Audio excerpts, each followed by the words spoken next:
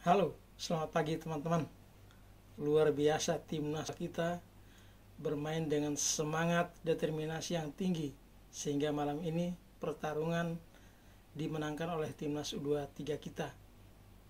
Mereka menghajar timnas U23 Yordania dengan skor telak 4-1 dan sejarah tercipta.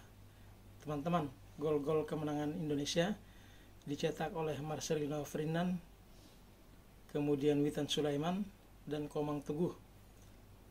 Marcelino Ferdinand sendiri mencetak brace dalam pertandingan malam hari ini. Jadi gol pertama Marcelino tercetak di menit ke 23 ketika wasit meniup peluit dan menunjuk titik putih karena Rafael Struijk dilanggar pada menit ke 21 lewat sekian detik tadi saya perhatikan teman-teman. Dan kesempatan itu tidak disia-siakan oleh Marcelino Ferdinand sehingga membuka keunggulan kita menjadi 1-0. Kemudian pada menit ke-40 Witan Sulaiman menggandakan keunggulan kita menjadi 2-0 teman-teman. Dan kemudian gol kedua dari Witan Sulaiman mengakhiri babak pertama. Lalu istirahat minum dan ketika game dimainkan kembali pada babak yang kedua di menit ke-69 Marcelino Ferdinand kembali mencatatkan namanya di papan skor untuk gol yang ketiga teman-teman, dan luar biasa sekali. Kemudian saya mencatat lagi di menit ke-78 itu bola tendangan dari pemain Yordania mengenai Justin Hubner dan kemudian ditepis dengan kaki, tapi bola berbelok arah dan masuk ke gawang kita sendiri sehingga terjadi gol bunuh diri sehingga kedudukan kemudian menjadi 3-1. Tetapi semangat juang kita, determinasi pemain-pemain timnas kita luar biasa. Kita lihat strategi yang sangat berbeda ditampilkan oleh pemain kita ketika berhadapan dengan Australia kemarin. Dan untuk kali ini tim kita bermain cukup bagus, full tim ya. Kita lihat tadi Nathan Joe Aon gila, luar biasa, cakep mainnya.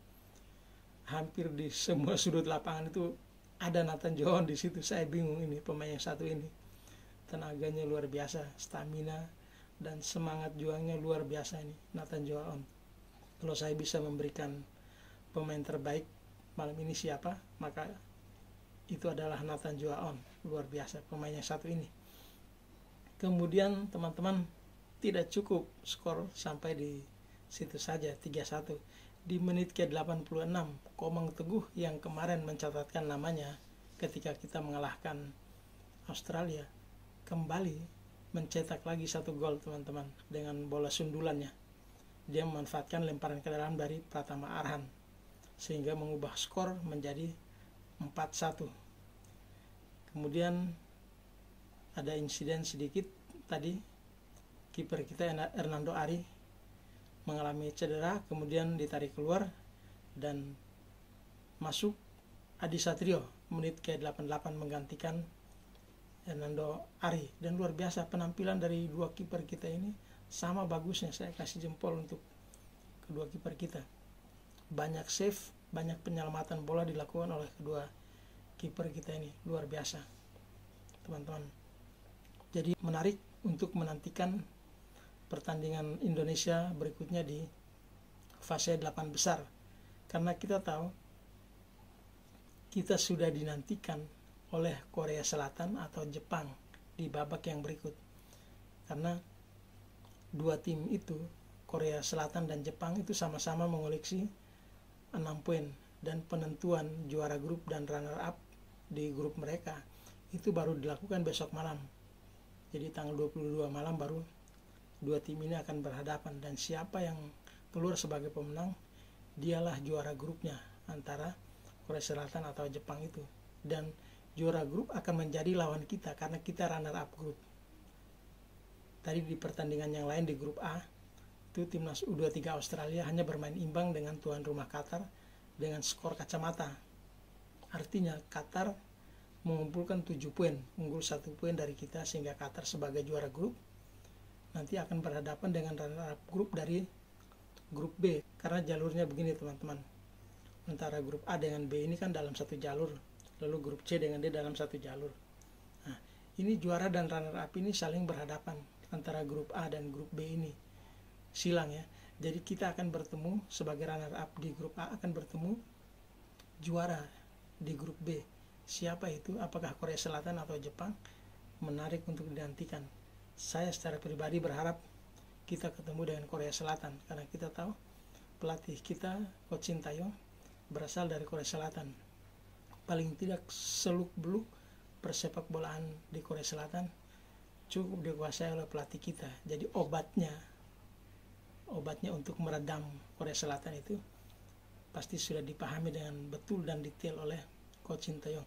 Bahkan beberapa hari lalu Coach Shin Tae-yong sudah mengatakan juga bahwa ini bukan cuma pernyataan biasa tapi janji ya, bahwa kalau timnas U23 Indonesia lolos ke fase berikut dan bertemu Korea Selatan, maka Shin Tae-yong akan memberikan kesulitan untuk timnas U23 Korea Selatan. Itu janji beliau. Nah, sehingga ini menarik karena kita tahu Shin Tae-yong adalah pelatih yang cerdas, pelatih yang selalu meramu taktik, strategi, komposisi pemain di setiap pertandingan itu berbeda-beda ya, sehingga lawan sulit membaca strategi dan taktik kita. Maka saya tidak sabar untuk menantikan siapa yang keluar sebagai juara grup di grup B, karena dia itulah lawan kita nanti. Jadi teman-teman, dukung terus timnas kita, berikan semangat luar biasa, dan jangan lupa untuk tekan tombol like dan subscribe supaya saya makin rajin bikin video untuk kita. Oke, terima kasih dan selamat pagi karena sudah pagi.